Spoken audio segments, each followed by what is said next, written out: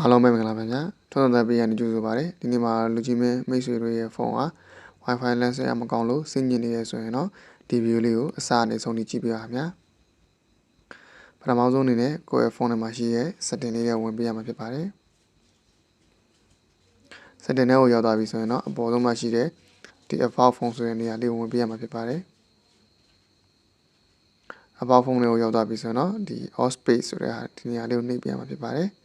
အဲ့ဒါကိုရောက်သွားပြီဆိုတော့ MIUI version ကို9ချက်ထောက်ပြလိုက်ပါ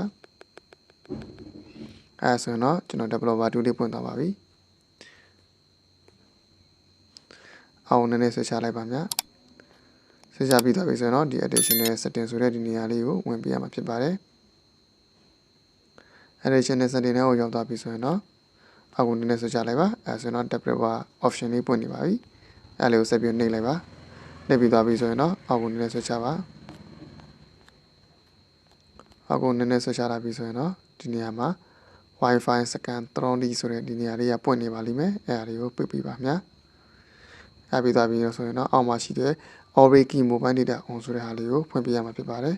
ဒါဆိုရင်တော့လူချင်းမင်းတို့ရဲ့ဖုန်းထဲမှာ Wi-Fi ကလိုင်းဆွဲရကောင်းတာမှာပဲဖြစ်ပါတယ်ဒီဗီဒီယိုလေးကိုအစားဆုံးကြည့်ပြီးတဲ့အတွက်အားလုံးကိုကျေးဇူးများတင်ပါတယ်ခင်ဗျာ